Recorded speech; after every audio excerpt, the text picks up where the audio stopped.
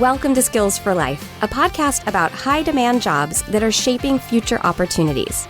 This show is brought to you by the North Shore Schools Foundation. I'm Kira Dorrian, your host and a North Shore mom. Let's get started. Hi, everyone. This is Kira, and welcome to Skills for Life. I wanted you to know that this conversation with Juli Bacon and Kelly Reed was so comprehensive that we actually decided to split it into two parts, and this is part two. Be sure to catch part one to hear the first half of the conversation. Today, we have got a very special show for you. We're actually recording this episode in a fantastic space. Normally, I'm in my tiny home studio, and my guests are in their offices or their homes. But today, we are at North Star Studios in Bothell, Washington, and I want to give a huge shout out to our producers today at Element 7 Productions. So when we started the show, we did it so that our students and our parents could get inspired by all the incredible career opportunities out there. But something kind of magical has happened along the way. And if you're a fan of the show, you know that pretty much every guest, no matter their profession, has mentioned the importance of communication and people skills. So we decided we should probably take a deeper dive into how our students can develop these skills and present these skills in a way that makes them both desirable and hireable. And usually I interview one guest at a time, but for today's episode, I am so excited to have two brilliant minds sharing their thoughts. So allow me to introduce my guests. Today we have Juli Bacon, who is a serial entrepreneur and business owner, and currently the president of JB Consulting Systems and Bacon Building and Maintenance. And we also have Kelly Reed, who is the chief of people operations for Freefly Systems, which is a drones and robotics company. How cool is that? And talent acquisition veteran with more than 30 years of experience in multiple global markets. Ladies, welcome to the show. Thank you. Thanks. So we've talked about all these different wonderful ways that we communicate, good communication skills, what those look like. Let's now get real about, we have teens that are texting on social media, emoji using. Is that a word? I don't even know. That's a word. Using emojis. Yep. So how do we embrace the reality of the technology and the way the world is that they are growing up in and still give them these tools? What should parents be doing? Are there tools and techniques that they can be implementing in their home that maybe they haven't thought of that are going to build some of these skills? Yeah. Have them perfect that. They're texting, they're going to be using an intranet when they get wherever they're going. And so that's an internal communication system like an intranet, but it's within the people in the company. You don't need a paragraph to share your idea with a coworker. They're busy, you're busy, here's the information, 3 words. Have them perfect it. Yes. They don't have to get rid of it. We live in that Twitter kind of sound bites, but that's actually not a bad thing. Sometimes people put too many words into something. So most of our internal communications, people get right down to the lines of just give me 6 or 7 words or give me a couple sentences. I think that's a great idea. I think they're going to use it anyway, so they might as well get good at it. And bullet points, bullet points, bullet points. Nobody wants a paragraph. Right. Here's what you need to pay attention to. 1, 2, 3, that's it. Next. Don't go on and on and on and on and on. Mm-hmm. And keep one topic. Don't switch the topic all of a sudden, or don't. I like to get one. So this is the issue that we're dealing with right now, and instead of and then we're doing this, and then we have this issue, and then just give me one issue. I can respond quickly to that, say whether I like it or not. Okay. And what else can students be doing to develop these very communication skills? Practice. Practice. It starts with something as simple as the handshake with eye contact. Yes. Go up to their parents, make sure the hand connects when they're sticking it out there and they're looking them in the eye and they have confidence and they're smiling. Practice. Those things matter. People pay attention. And in the written word, the same thing. Write several things. Write letters to your family. Ask them to look at them or your friends or whatever. Practice, practice, practice, practice, and use everything that's online. It's been done before. There's 1,000 ways to get information that you need. It's already out there. Yeah, do some mock interviews, especially for that shy person. I have interviewed people who just have a hard time looking you in the eye. I have learned that that shouldn't be something we automatically knock someone out for because it's just a different type of communication. And so if you are that shy person, though, people will expect certain things from you when you go into that interview. So you have to practice more than somebody else who's very outgoing. But that's not a bad thing because when I hear someone that's quieter or they're introverted, they're great thinkers. And so I try to give them the opportunity to think and then say what they have to say. So I think practicing, and then resume, have someone look at your resume. Make sure someone is spell checking that and that is error free, because we see a lot of resumes that are catastrophes. Mm-hmm. Yeah. Mm-hmm. And they're all on social media. So that was the other thing I was just thinking of. A lot of employers look at your social media. I would say absolutely beef up your LinkedIn if you're going to go corporate. So they're going to start now, I guess the sophomore, they're looking at college, they're going to be looking second or third year at different employers. The first thing most recruiters do is verify that person on LinkedIn. So they should absolutely beef up their LinkedIn. Wow, good to know. I should probably beef up my LinkedIn too. So practice. Mm-hmm. What if you don't have support at home and you are like, I don't even know where to find a resume. How do I make a resume?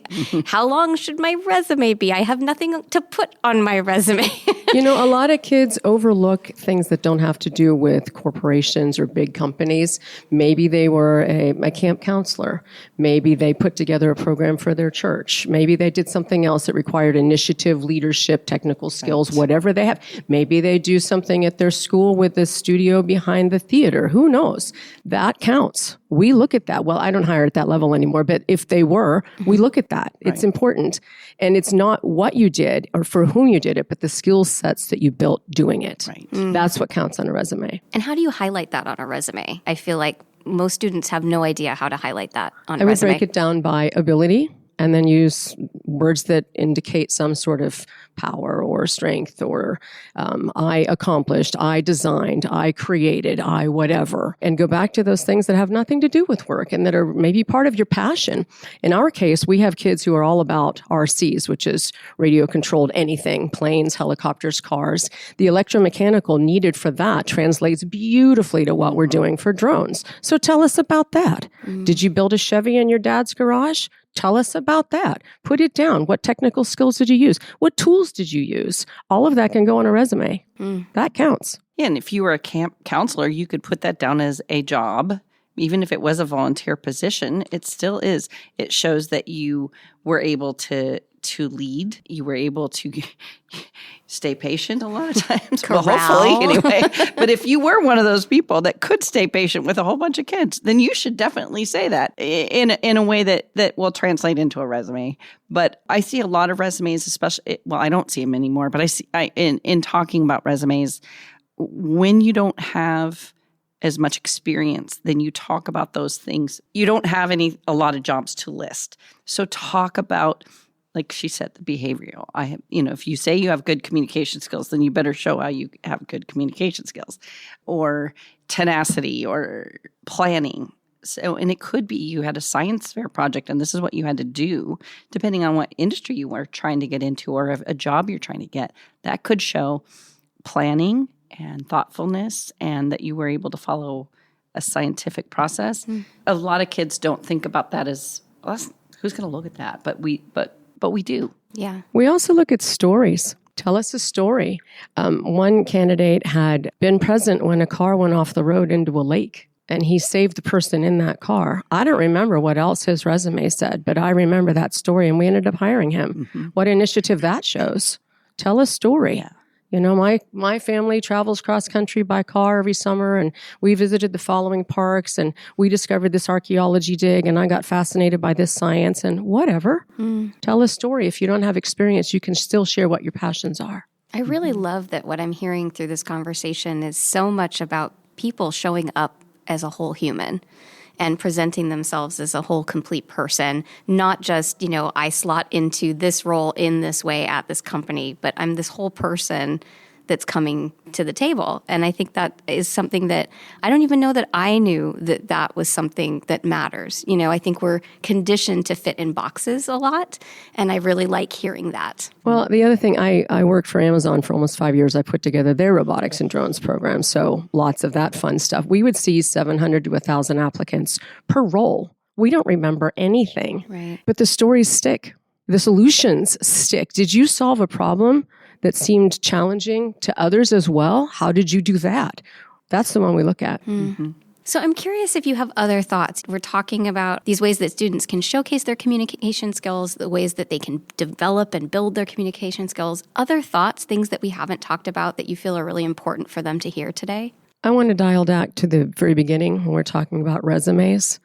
And we're talking about the beginning because I think that's where a lot of them are going to be. They've never worked before. They've never been out there themselves. So I want to encourage them to trust the policies that are put forth, follow directions, et cetera, but also trust their own character. You're going to be fine. Get out there and be yourself. Not necessarily do as you're told, but do what you need to. I think that sometimes going outside the box, as we learn as grown-ups, is important and helpful. But in the beginning, be yourself. Do what you can, follow the rules to the extent possible. That's simple. Yeah. And I think there really is a lot that goes into the details that people look at right now. You see a lot of people, but making sure these are just simple, like, let's make sure your email address is appropriate. The more professional, the better.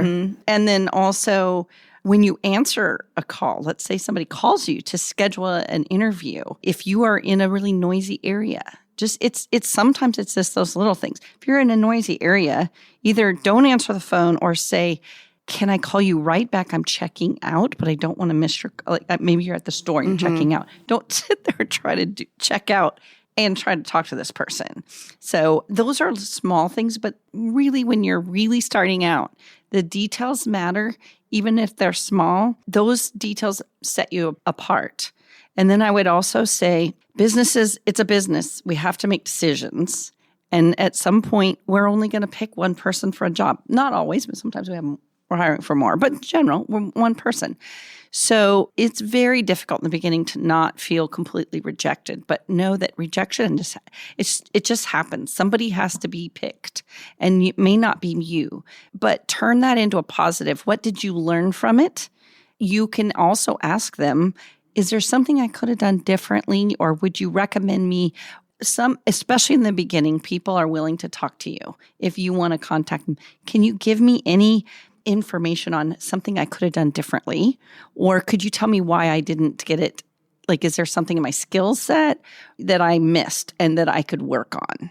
Yeah. And not everybody will answer that question, but a lot of recruiters especially will give some coaching and say, you did this or that set you apart. Or, we just picked somebody we needed somebody with a higher level of experience than you did, but you were really strong in this, and this. So don't be afraid to ask, and then don't let that totally keep you from applying for the next job, because it's kind of a numbers game at times. Right. And it's just feedback to help you grow, Yes. right? We're all constantly growing. Yes. I was saying that to my daughter just tonight. Like, we're all growing every moment. We can always learn, and that's always my attitude. What did I learn from that? Yeah.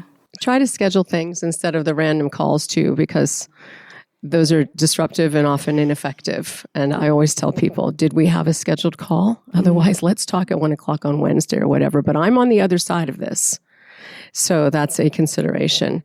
But when they're starting out, I would say those calls can make or break them, and they should give it every 100% chance that they can, and listen carefully, answer the questions thoroughly, and not be too nervous. I've had to call people on the carpet for going off on a tangent. I say, Bill, okay, we were talking about XYZ, and get them back where we started.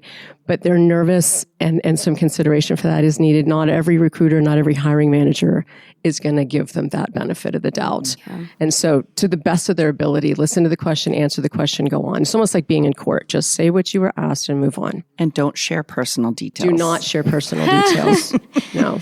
It's actually illegal to ask a lot of those. So if they've been asked, They should take note of that and maybe not choose that employer. Yeah, right. It's not legal to ask. And a lot of times we don't, but just some people don't have good interviewing skills either. And they'll ask questions they're not supposed to say. But try not to share those personal details.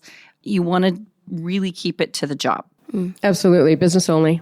Business only. Once you work there, let your personality shine. You can talk about whatever's meaningful. Make a friend, whatever you can on the work site. But in the beginning, don't. Absolutely don't. Yeah, I've had all kinds of Usually we just ask a question like, walk me through your resume, but a lot of employers will ask questions like, tell me about yourself. And it's amazing what answers I've gotten. Well, I was just recently divorced and I had this or I just got kicked out of school and that's a personal detail that is not necessary for the conversation. And another caveat is do not badmouth a former employer or coworker. Even if they deserve it, don't do it. No. Yeah. It only looks bad on you. Yeah. It absolutely does. One of you mentioned mock interviewing, and I just want to sort of like pipe in and say one of the things that we do a lot with our kids is rehearsing. Yeah. I have a theater background, like actors rehearse for a reason, right? You're more likely to give a great performance if you rehearse. And rehearsing communication skills beyond even mock interviews. We rehearse how to answer the phone. We rehearse on Halloween when they were little. We used to rehearse like you're gonna say trick or treat and they're gonna give you candy and you're gonna say happy Halloween, thank you, right? Yes. And not to underestimate the power of just giving our kids an opportunity to flub, so that they don't flub when they're out there really having to do the thing. So whether that's a mock interview or answering a phone or sending an email or whatever it is. Like manners make a difference. Oh, manners. The please, the thank you. Absolutely. If somebody asks if you want water, you don't just say, shake your head or say no. You say no, thank you, or yes, I'd love some, thank you. Yep. And in writing. Put that in writing as well. Really appreciate, thank you for the opportunity, et cetera, et cetera. Yeah. So any thoughts on do's and don'ts before an interview, things that candidates should avoid doing or make sure that they do? Don't show a lot of skin if you're getting dressed for an interview. Don't wear things you'd use to clean the garage. We work in a warehouse and production setting, and they still wear slacks and a button-down shirt for an interview because they're applying for a job. They want to be seen as a professional, even though the first day they're there, it's going to be jeans and a T-shirt sometimes. We still want to see them show up as professionals. Right. Research the company you're applying to. Oh, thank you. Know about them before you walk in the door. And have a question. A good one. Maybe 5. Yes. Yeah. That was whenever I am done with an interview, I'll say, so we've talked about a lot, but do you have any questions for me? Nope. You answered we don't hire everything. those people. The minute they say no, next. You have to. Seriously. I don't care. There's some question you can ask. And we all want you to. And it could be the difference between you and another candidate. And the questions, not even necessarily the question that is asked. I mean, unless it's a silly question, but it shows that you did your research. I used to always go and research whatever potential employer. I'd go on their website. Absolutely. Do a deep dive. I mean, you have all this information at your fingertips. And I would find like press releases and that they just got certain funding. And so I would ask that question. I noticed that this article said you had this funding. How did that work out for you? And what are you doing with it? And if they can't ask anything that specific, ask the generic ones, but they still matter. What skill sets are you looking for in this job that we haven't talked about? How can I contribute right away? What are the hurdles? What are the hardships for this particular role? What are the goals for the team? They can be generic, but there's still going to be something. You have to ask something. Or if they haven't answered it, what does an average day look like in this job? What's the 9 to 5? Usually the basics will do at this level. Don't ask how much money. Well, compensation comes up, but later when you're in higher level roles, you have those conversations. At this level, it should be posted somewhere. They know going in what it's going to be. Well, now we have to post it. So. Yeah, yeah, that's true. It changed in January. Yes.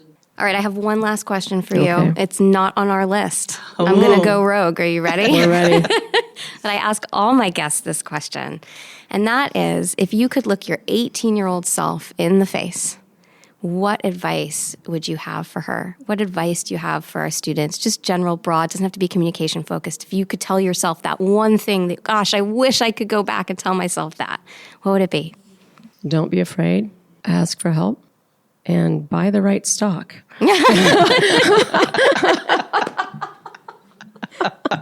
That is maybe my favorite answer ever. Julie?